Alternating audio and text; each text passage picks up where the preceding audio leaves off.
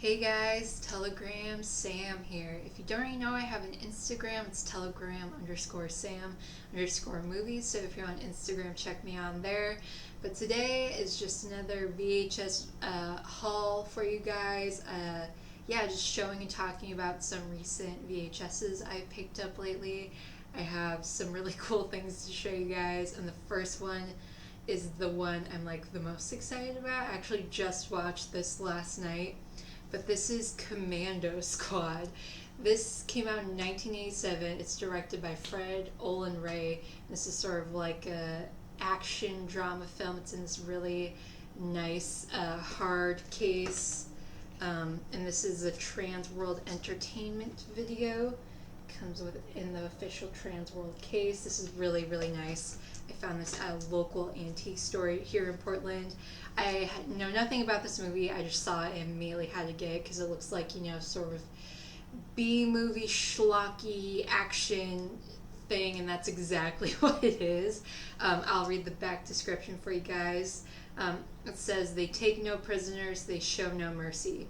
When a renegade federal agent played by William Smith betrays his badge and becomes a drug dealer, the mission to smash his operation and bring him in ends in disaster. Mortally wounded, the mission's lone surviving agent, Cobra's Brian Thompson, makes a desperate call for help to his former partner, Kathy Shower, 1986 Playmate of the Year. Smart, tough, and merciless, Kat always takes on the dirty jobs. The dirtier, the better. And as she heads for the drug lord's secret camp on the Texas Gulf, armed with an arsenal of lethal, high-tech weapons, including a deadly vengeance knife with an acid-filled blade, Kat knows this will be her dirtiest job yet. She's determined to bring her partner out and bring the drug lord down no matter what it takes. Unfortunately, time is running out on Kat's partner. The drug dealer's hot on his trail, and unless Kat gets to him first, her partner is a dead man. Alone against the drug lord's army of vicious mercenaries, Kat's going to need every weapon in her arsenal and every bit of cunning and ruthlessness she's got to bring them both out alive." Yeah, that's pretty much the entire synopsis of the movie. Essentially, who Kat is an undercover agent, and she has to go to Mexico to save another undercover agent who gets taken by the drug dealer in question and has to break him out. Very schlocky, very cheesy one-liners, a lot of boobs. Just the typical thing you expect from a B movie. It has its laughable moments. It has its questionable moments, and a lot of these subplots that don't really make a lot of sense, that end with a lot of loose unanswered questions. But it's a fun movie if you're just looking to watch something stupid and entertaining. This is the movie. I really enjoyed it. And this actually features a bit role with Mary Windsor, who was like the queen of B movies back in the 50s. It was actually her last role. She essentially plays a Hollywood memorabilia store owner, but in the back she sells like weapons. Yeah, it's weird because Kat is an undercover agent for the LAPD, but has to go to this Hollywood memorabilia store to buy weapons. It's kind of a weird scenario, but it's cool to see Mary Windsor in this, and yeah, it's just a really fun, cool movie. I'm super happy I found that. Alright, next up, a horror classic. This is Dracula, the original 1931 version, directed by Todd Browning and also Carl Freund, who goes uncredited as the director, but he sort of co-directed this with Todd Browning. Supernatural horror movie. Yeah, this was actually my first time watching this movie. I've never seen the original. I've always been a big fan of the Christopher Lee Dracula that he did for Hammer Films. I think they did like 20 movies from the 50s to the 70s. Him and Pierre Cushing. But yeah, I've never seen this one before, and yeah, I liked it. I mean, you can tell it's definitely an early horror movie. I mean, there was no points where I was really scared by it. There was a few times where I laughed when you see the bat come in and you can like see the strings that are holding the bat. It's kind of funny and cool to see what early horror was back then in the 30s. And this was the first sound film of Bram Stoker's Dracula. I think they did a few silent film versions of it. I think even Todd Browning did a silent film version of it. But yeah, not my favorite Todd Browning film. I love the movie Freaks. I saw that when I was quite young, and it still has kind of scarred me to this day. And to me, that's kind of more of a horror movie than this is. But I mean, this is just an important movie in terms of horror, and sort of cemented the whole Dracula thing. So it's kind of just an important movie to see. But I did love Dwight Frye as Ryan Fields. His performance in this, and his sort of turn as this crazed, assistant to Dracula is really cool to see and watch. And I'm really excited about the Reinfeld movie that's coming out that has like a Nicolas Cage and what's his name? He was in X-Men, but yeah, it looks really good, and Nicolas Cage playing Dracula. What more can you want? So yeah, that is Dracula. Next up, we have a classic. I've seen this movie many times. This is a Cat on a Hot Tin Roof, 1958, directed by Richard Brooks. I would say this is a drama. It's based on the play by the same name by Tennessee Williams, and this was MGM's most successful release of 1958 and the third highest grossing movie of that year. I actually found this at an antique store, and it's actually still sealed. This is the really nice like MGM. It's not a shell, but it's like a cardboard fold-out box. Really well made, and the transfer on here is really beautiful. But yeah, I love this movie. I actually named my cat Maggie after Elizabeth Taylor's character in this movie.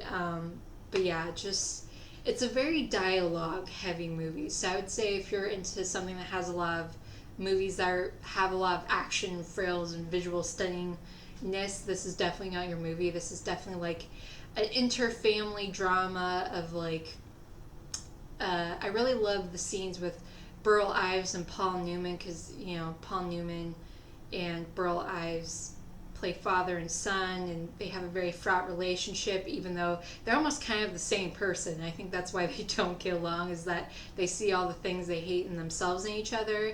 And Elizabeth Taylor gives a so-so performance in this movie. You can tell she had her good days and her bad days. She filmed this right after she lost I think it was her third husband, Mike Todd. He died in a plane crash right before they started filming this movie. You can tell like her bad days and her good days, and her acting's not the best in this, but Paul Newman is amazing, and Burl Ives, who played Big Daddy in the original play, reprised the role in this, and Paul Newman and Elizabeth Taylor are two of the most stunning people to have ever been captured on film together. It's almost overwhelming how beautiful they are in this movie. But yeah, just a classic, and I love this movie, and I love most Tennessee Williams adaptations, so I had to get it. Next up, a movie I've seen before, and it's been a really long time since I've seen this, so I kind of forgotten what had happened in this movie, so it was kind of like seeing it for the first time. But this is Memento, Christopher Nolan's classic movie. I think still one of his best movies, but this came out in 2000. Mystery, thriller, crime, I would say. But this is based on, Christopher Nolan sort of wrote it, but it's based on the story of his brother Jonathan's short story called Memento Mori. But this is a really, really sort of one of a kind movie. It puts you in the eyes of what's his name? Guy Pearce's character, who has short-term memory loss, where essentially he cannot make new memories, and he is trying to find the man that killed and raped his wife. And you're essentially living it as if you were, or seeing it as if you were Guy Pearce's character, because the only way he can keep track of everything that's going on is through taking Polaroids and putting tattoos on himself. So you're kind of seeing it going backwards as he's sort of unraveling sort of the mystery and all the characters that he is encountering and all the things that are coming back to him, and it's just such a unique, cool movie. Probably one of the best movies to come out, at least in the last 25 years. It's so unique. I mean, it would be hard to do a movie like this. And you kind of get confused at the beginning, but you're supposed to be confused because you're supposed to be like Guy Pearce's character. And then towards the end, when everything sort of, comes into focus and you realize what's happening. I mean, I don't want to spoil it just in case anyone hasn't seen this movie yet. Please go watch it. It's so great. Cannot recommend it enough. And Christopher Nolan and his brother are a genius. This is such a cool and unique idea.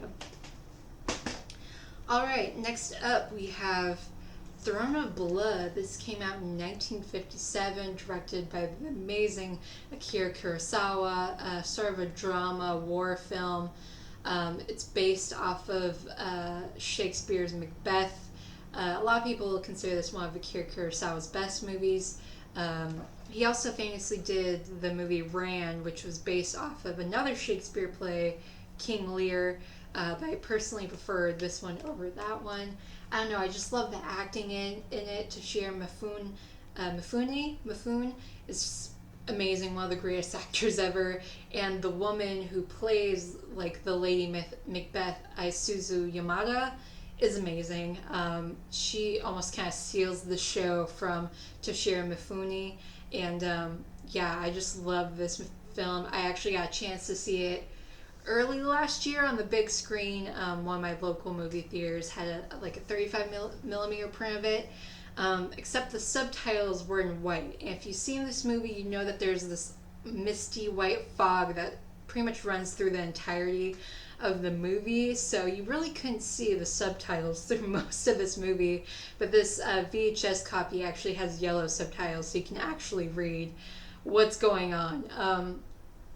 And at the end scene, where the rival castle comes and takes over, the Macbeth character's castle, actual archers fired actual arrows at Mifune during the end scene where Macbeth dies and his castle's taken over.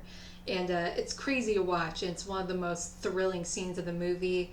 And the rival castle dresses up as bushes and trees, and to see these bushes sort of kind of move towards the castle in this really thick white fog. It's one of the most beautiful scenes ever. The cinematography is so amazing. I believe it's done by Asachi Nakai. But yeah, such a great movie. I mean, Akira Kurosawa is considered one of the greatest directors ever. He's so influential, and this is an amazing movie. Next up, kind of a lighter, funnier movie. This is Friday. This came out in 1995, directed by F. Gary Gray. Sort of a buddy stoner comedy movie. It was written by Ice Cube and DJ Pooh. Both Ice Cube and DJ Pooh were kind of dissatisfied at the sort of narrative of, all black neighborhoods are filled with crime and violence, and that there's no sort of good redeemable qualities to living in a black neighborhood or in the hood. So they wanted to write something that was kind of more to how they grew up, where yes, there's violence and drugs, but there's also sort of the funny comedic shenanigans of all the neighbors interacting with each other. And I just love this movie. I grew up watching this movie. A lot of my family's lexicon was based on quotes from this movie, like how can you get fired on your day off? Was sort of how could you do something so stupid, that you knew was stupid, or hide your shit, Devo's coming. That was kind of oh, if you're eating something good and someone else is gonna want it, you would say that. It was just such a part of my lexicon and my life as a kid. My parents even nicknamed me Ezel, because I would constantly try to wheel and deal my parents into oh, I'll do the dishes if you give me $5, or I'll wash your car if you give me $10, so I could have money to go to the store and get candy that was down the street. So they named me Ezel after the crackhead in this movie that kind of does similar things. So I've been meaning to get this on VHS, and just have a lot of fond memories of this movie growing up, and it's still hilarious to this day. Next up, another horror classic. This is Creature from the Black Lagoon. And this came out in 1954, directed by Jack Arnold, horror, sci-fi. A Disney animator actually named Millicent Patrick actually designed the Gill Man, and but the makeup artist Bud Westmore received sole credit for almost half a century. It wasn't until fairly recently that I think they found like her sketch designs of what would become the Gill Man, and realized like, oh, she actually like created this creature, and this Bud Westmore just kind of took credit for it. But a lot of people helped create the Gill Man. I think there's 3 different costume designers and prosthetic designers that actually created the suits for the Gill Man. Again, I've never seen this before until I got this VHS. But I actually really enjoyed this. I thought it was going to be a lot more schlockier than it is. It's actually very well made. And the underwater cinematography is really beautiful. There's like a scene where the main female character, Julia Adams, is like doing somersaults like in the water, and you can see like creatures sort of following her and watching her and observing her, and she's doing these somersaults, and it's actually like a really beautiful shot.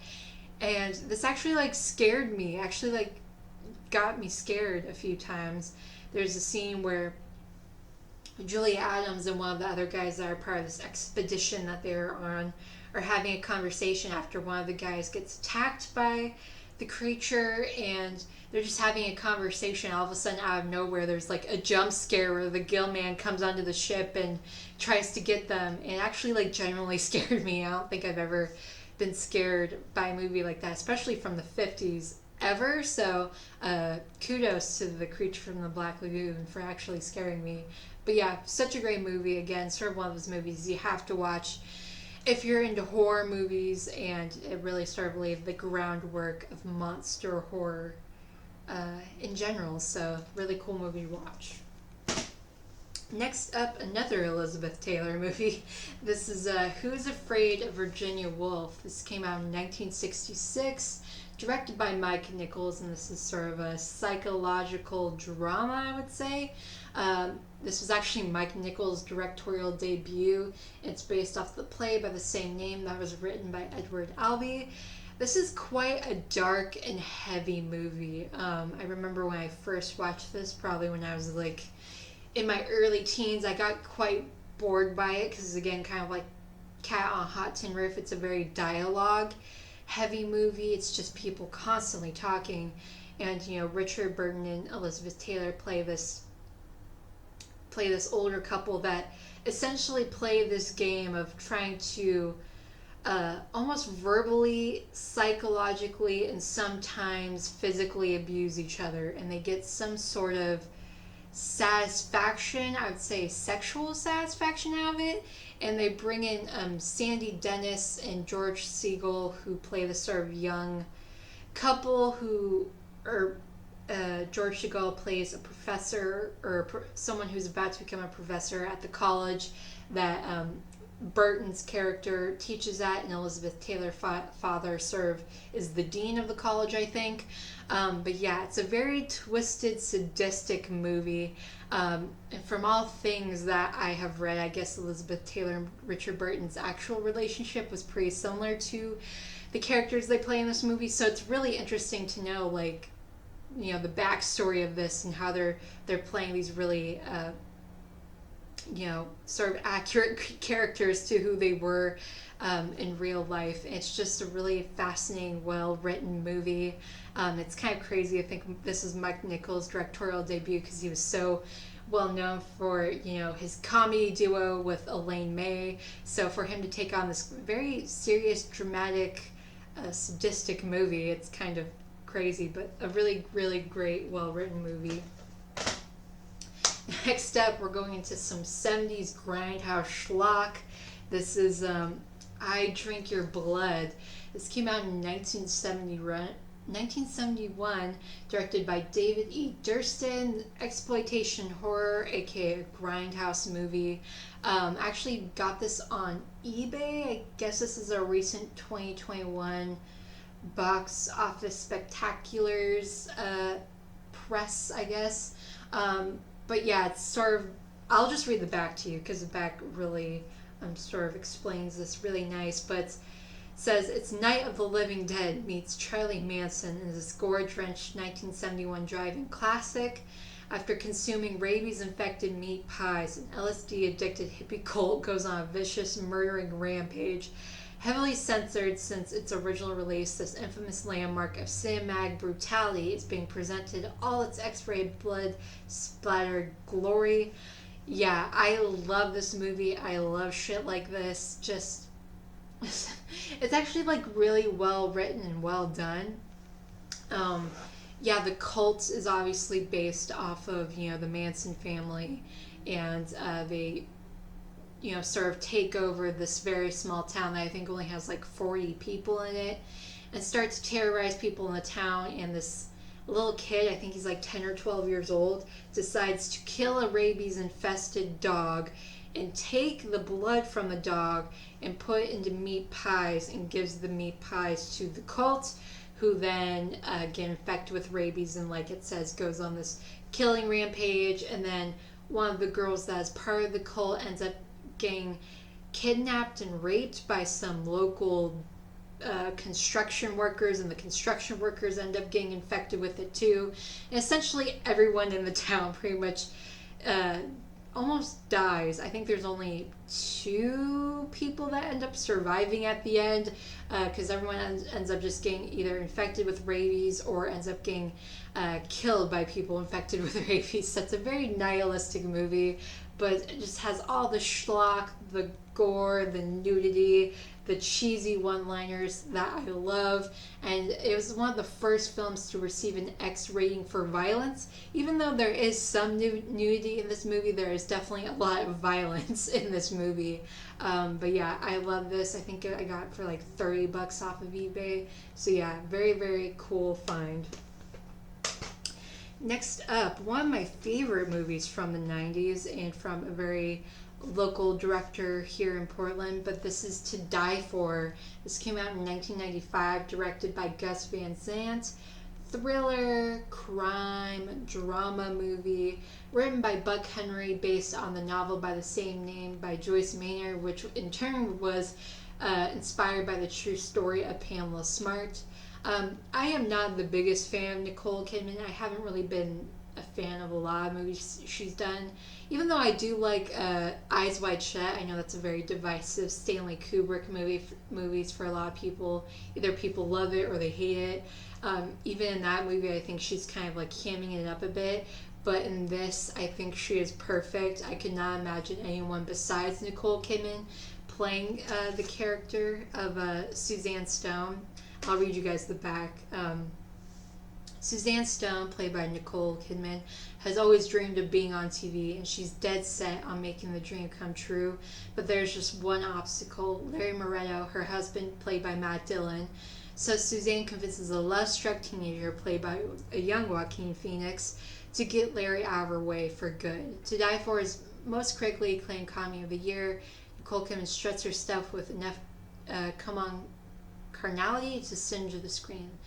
But yeah, I love this movie. I love the sort of satirical thing of how it's sort of criticizing and poking fun at sort of how everyone wants to have their 15 minutes of fame, especially like the young kids in the movie, played by Joaquin Phoenix. Casey Affleck is also in it, and I forget who the younger woman is, but even after sort of the crime happens and they get all this sort of nationwide interest, and the movie's almost kind of shot in a way where like a documentary crew comes in. It's like interviewing people that are part of the story and how they're sort of getting their 15 minutes based off of what Suzanne did, and how Suzanne then gets her 15 minutes because she committed this atrocious crime against her husband, how she sort of seduced a young Joaquin Phoenix to commit this crime for her. It's just a really well written, well done look at sort of reality TV, sort of like the Donahues, the Oprahs, how they would exploit situations like this. And yeah, just a very good and well done movie, and probably my favorite Nicole Kidman movie and Gus Van Sant movie, even though I do love Drugstore Cowboy. But yeah, such a great movie overall.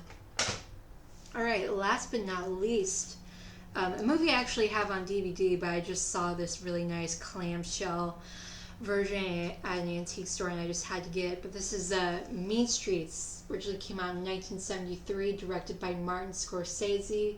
Crime drama movie. This was Scorsese's first like real feature film. He did do Boxcar Bertha before this, but that was sort of a project that Roger Corman gave to him to do and wasn't really something that he thought of or wanted to do on his own. Actually, Roger Corman was actually going to give Martin Scorsese the money to do this movie, but Roger Corman had the stipulation that he wanted to sort of be a blaxploitation movie.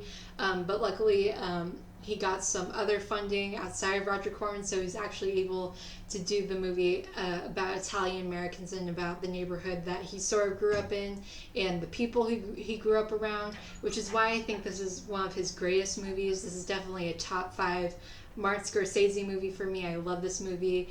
It has Harvey Keitel in it. I think this was Robert De Niro's first like real big movie. Robert De Niro did a few movies. He did a movie called The Swap and also one of Brian De Palma's early movies called Hi Mom, but they were all right. They really weren't that good or well done, but I think this is like his breakout role and obviously cemented, Martin Scorsese's and De Niro's working dynamic. And yeah, just such a great movie. You can definitely tell it has a lot of like early Goodfellas things and also Taxi Driver. There's a lot of beautiful shots of 70s grimy New York and yeah, also playing with like the Italian dynamics with other, New York neighborhoods, like the black neighborhoods, the Irish neighborhoods. It's just really well done, sort of a slice of life movie, and I just love it. One of my favorites from Martin Scorsese, and this clamshell is really nice.